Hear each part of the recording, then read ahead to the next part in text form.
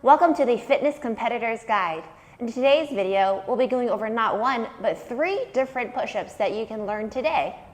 Our first push-up is called the plyo push-up, and here's what it looks like.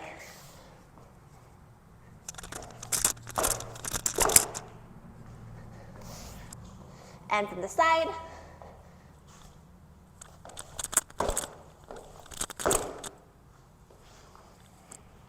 some people will do the push-up with an actual push-up. It's a lot harder.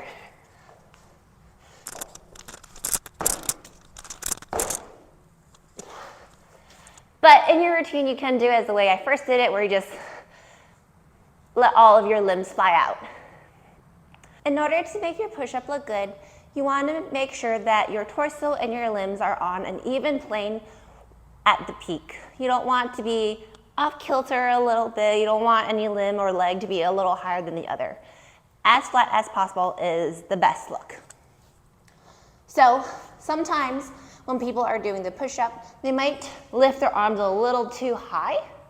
And so one way to avoid that is to actually do a variation where you lift your hand up front instead. So it'll look a little like this.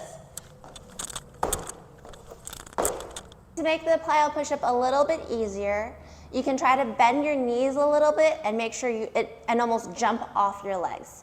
So you want to be bending your knees, pressing up, pushing off your toes, and then at the height, squeeze your glutes so you get a nice, strong, straight leg position. So to practice that, you can start off in a plank, bend down a little bit, and hop and squeeze.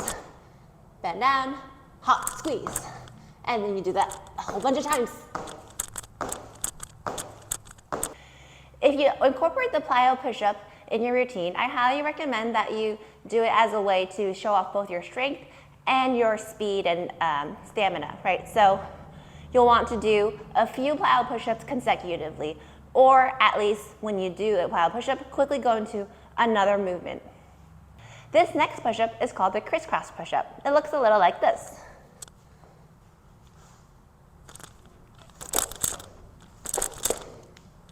And from the side,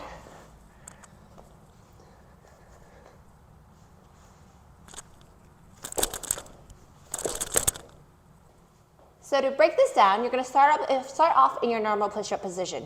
You're going to go into your push-up, and then when you come up, you're going to pop and cross your arms and open up your feet. So up, and you can see now my hands are crossed and my feet are nice and wide. And then I uncross them and go back to my normal push-up position.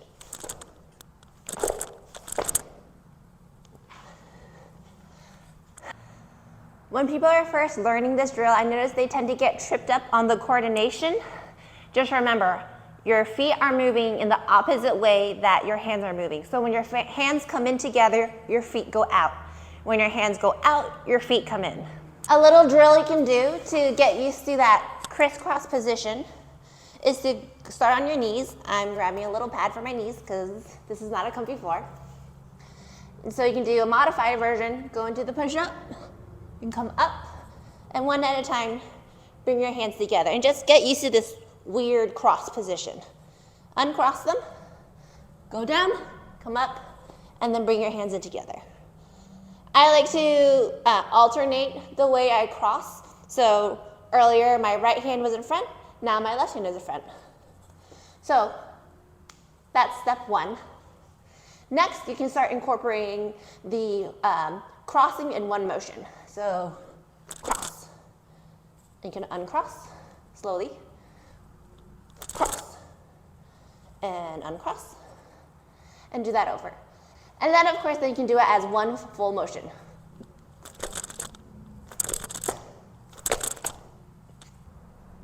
The final push-up for our Skill of the Week video is called a hinge push-up. This one is pretty different from all the other moves and can also require a little bit of coordination. Before I get into that though, here is what it looks like.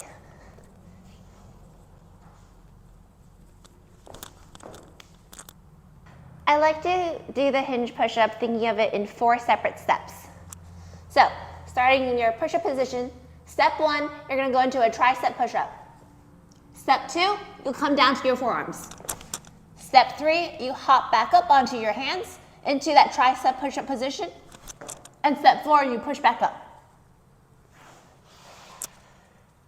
So if you just remember 1, 2, 3, 4, then you'll be able to do the tricep push-up. Then you'll be able to do the hinge push-up. I'm gonna be honest here, I don't have the best looking hinge push-up. What you wanna do is try to keep a perfectly flat position the whole time from all 4 steps. You can probably see sometimes when I do it, I actually have a little bit of a hinge at my hips when it should be perfectly flat. I believe what some people will do to make the hinge push-up easier is that they'll actually slide back on your feet and then push off their feet instead of hopping in the way that I've been doing it. So that might look something like this. See if I can keep my body flat. I don't know if that was flat. Or they might even start off with their toes like this. When you are doing the hinge push-up, try to angle yourself so that the audience and the judges can actually get an idea of what's going on. When you do it straight on, it's not that obvious because everything is like in the same plane, so you don't really get a good idea of like what depth is going on. Versus if you angle just slightly, then everyone can see the full 4 steps. Now that we have a few different push-ups in our tool belt, let's try putting them together. I'm going to move this so you don't get the crackly sound.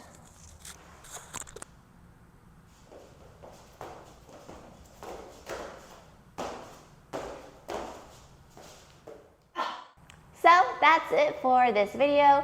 Please like, share, and subscribe, and hit that notification bell button so that you can be updated right away of all of our upcoming videos.